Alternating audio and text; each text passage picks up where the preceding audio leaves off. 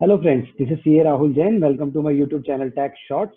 To continue with our series on startups, today we will be discussing a very interesting topic, tax saving opportunity for a startup. Yes, so we will discuss in this episode how to save a tax by the startup. So let's understand. So basically होता क्या है, startup will render services to its clients, right? तो जब वो clients को services render करते हैं, they raise invoice of a fee. अब क्लाइंट जब फी की पेमेंट करते हैं तो they deduct taxes. That means let's understand with an example.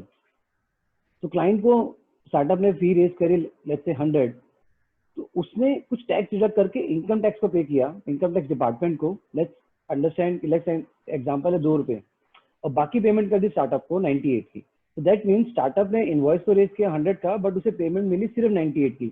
2 रुपए टैक्सेस पे करे गए जो department tax, income tax department को गए. तो इवेंचुअली इसका इम्पैक्ट क्या हुआ स्टार्टअप पे? Immediate impact is a cash flow.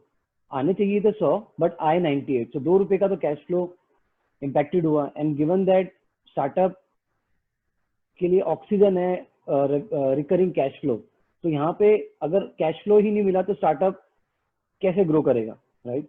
So it's an immediate loss of cash flow of 2, जो भी टैक्स डिडक्ट होता है. कई कई केसेस में 2 की जगह 10 भी हो सकता है. तो जो immediate loss of cash flow ना, होता क्या है, अगर आप नॉर्मली एक स्टार्टअप की फंक्शनिंग में जब भी देखी है या जो मैंने एक्सपीरियंस करी है, स्टार्टअप का रेवेन्यू इनिशियल स्टेज में कम होता है बट एक्सपेंसेस ज्यादा होते हैं. तो इवेंचुअली अगर आप देखो, यहाँ पे मैंने एक एग्जांपल डिस्कस किया है that fee is 100 but expenses उससे डबल है. तो होता क्या है कि टैक्स का इवेंचुअली लॉस होता है उनका, तो उनको भी, so there is a tax loss, profit नहीं है तो उस पर कोई टैक्स नहीं देना. तो वो जो टैक्स डिडक्ट किया था एक क्लाइंट ने, उसके अगेंस्ट आप क्रेडिट ले सकते हो. तो इवेंचुअली आपका वो टैक्स क्रेडिट जो है वो आपको गवर्नमेंट से रिफंड लेना है. तो क्लाइंट ने आपके बिहाफ पे टैक्स पे किया 2 रुपीज का, जो आपके पास नहीं आया, it is a cash flow loss, but उसका आप क्रेडिट ले सकते हो against your final tax liability. लेकिन आपकी टैक्स लाइबिलिटी ही जीरो है, तो दैट मीन्स आपको वो गवर्नमेंट से आप रिफंड ले सकते हो, ठीक है. बट वो होता क्या है, टाइम पीरियड बढ़ जाता है. आज अगर लेट्स से आज हम मई में, तो टुडे मई मंथ, आज एक टैक्स डिडक्ट हुआ, तो इस ईयर की जो नेक्स्ट रिटर्न आप फाइल करोगे नेक्स्ट लेट्स से सितंबर 2022 में, वहां पे आप अपनी टैक्स लाइबिलिटी निकालोगे, और फिर वहां पे अगर कोई टैक्स लाइबिलिटी नहीं आती है तो टैक्स का रिफंड आप क्लेम करोगे, जो आपको 2023 में जाके मिलेगा. तो जनरली 1.5 से 2 साल का गैप हो जाता है आपको इस 2 रुपीज वापस लेने के लिए, ठीक है. तो लेट्स अंडरस्टैंड कि इस 2 रुपीज को हम इमीडिएट कैश फ्लो कैसे जनरेट कर सकते हैं, ठीक है. मतलब ये टैक्स को कैसे बचा सकते हैं.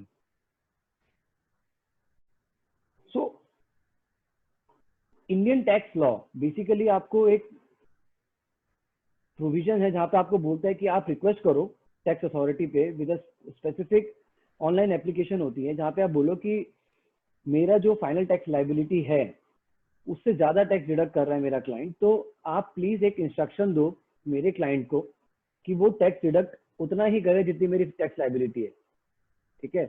तो बेसिकली आप एक एप्लीकेशन फाइल करो इनकम टैक्स डिपार्टमेंट को, और बोलो उनको रिक्वेस्ट करो कि जितना मेरा टैक्स फाइनल टैक्स लाइबिलिटी बनती है मेरा उतना ही टैक्स डिडक्ट होना चाहिए, उससे ज्यादा नहीं होना चाहिए, और इससे मेरा कैश फ्लोज इम्पैक्ट करते हैं. तो उसके लिए आपको क्या करना है, इट्स वेरी इजी. आप एक ईयरली एस्टिमेट बनाइए, estimate of income and expenses, ठीक है, जिसको नॉर्मली पीएनएल अकाउंट बोलते हैं. एक साइड आप रेवेन्यू एस्टिमेट करिए, एक साइड आप एक्सपेंसेस एस्टिमेट करिए. देन उस बेसिस पे एक टैक्स कंपटीशन बनाइए कि भाई मेरे एक्सपेंसेस इतने हैं, मेरे रेवेन्यू इतना है, मेरा टैक्स प्रॉफिट आ रहा है या टैक्स लॉस आ रहा है. देन उस बेसिस पे आप एक फाइनल टैक्स लायबिलिटी निकालिए, जहाँ पे जैसे मैंने 2 एग्जांपल डिस्कस करें. जैसे एक केस में इनकम आपने डिटरमाइन करी 100, बट मेरे एक्सपेंसेस हो सकते हैं 200 है, तो मेरा टैक्स लॉस हो गया 100 का, तो मेरी टैक्स लायबिलिटी इस पर कोई मेरे को I have not, I can, तो there is no tax liability, loss पे मैं टैक्स पे नहीं करता हूँ. बट क्लाइंट ने मेरा टैक्स डिडक्ट कर दिया है 2 रुपीज. तो यहाँ पे आप इनकम टैक्स अथॉरिटी को आप एक एप्लीकेशन फाइल करो, बोलो कि मेरा जो टीडीएस रेट है, टैक्स डिडक्शन रेट, जो मेरा जो क्लाइंट कंसीडर कर रहा है, उसको आप 0 रेट बोलो कि वो डिडक्ट करे ही ना, और मेरे को वो इमीडिएट 2 रुपए मेरे को वापस करे. दैट मीन्स जो वो 100 ही जो मैंने रेस के दो, मुझे वापस वो 100 दे, 2 रुपीज डिडक्ट ना करे, ठीक है. एक तो ये सिनेरियो. लेकिन जिस केस में आपकी टैक्स लायबिलिटी बन रही है, तो आप उसका बैलेंस उसके लिए बोलो कि भाई वो उतना डिडक्ट करे कि 1 रुपया ही डिडक्ट करे, 1 रुपया मेरे को दे दे वापस, ठीक है। तो या तो आप अप्लाई करो 0 रेट के लिए या आप अप्लाई करो लो रेट के लिए, but this is as per law and it is very easy to do. आपको सिर्फ एस्टिमेट बनाना है, income and expenses, tax competition बनानी है और एक ऑनलाइन एप्लीकेशन फाइल करनी है ना। ऑनलाइन के लिए भी you go to this portal TDS traces, आप अपने एडवाइजर से चाहो तो डिस्कस कर लो। तो आपका यूजर आईडी ऑब्वियसली यहाँ पे क्रिएट किया होगा आपके एडवाइजर ने, जो भी आपका कंसल्टेंट है। देन उसके बाद वंस यू लॉग इन, आप एक रिक्वेस्ट फॉर फॉर्म 13 क्लिक करिए।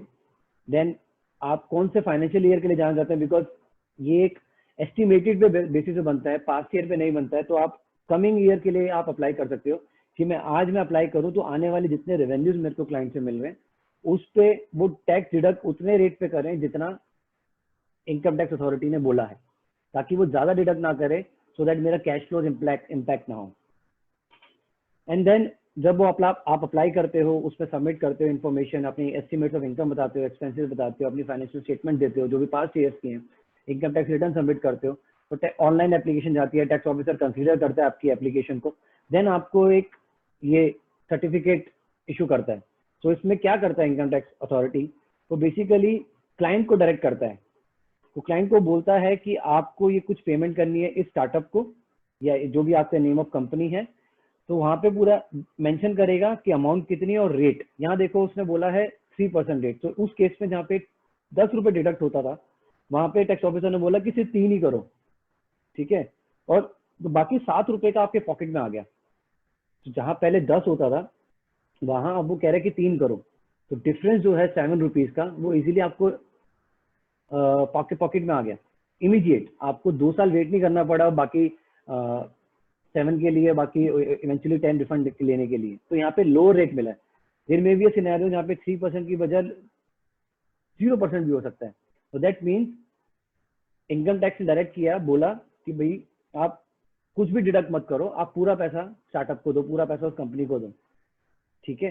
तो इससे टैक्स सेविंग अपॉर्चुनिटी है, बहुत इजी है, इजीली फाइल हो जाता है और विद इन 15 डेज या 20 डेज के अंदर आपको एक ये सर्टिफिकेट मिल जाता है, जो आप इजीली अपने क्लाइंट को दीजिए और उसको बोले कि मेरा कोई टैक्स डिडक्शन नहीं होगा, बिकॉज मैंने ये एक अप्रूवल ले ली है इनकम टैक्स अथॉरिटी से कि मेरा आप टैक्स डिडक्ट नहीं करोगे, या फिर करोगे तो एक लो रेट पे करोगे। So it's a great opportunity for a startup to ensure smooth cash flows coming in and to run your business operations. And I think you should consult with your advisors and your consultant कि हम इस opportunity को कैसे benefit avail कर सकते हैं. So I think I hope you like my content. Thank you.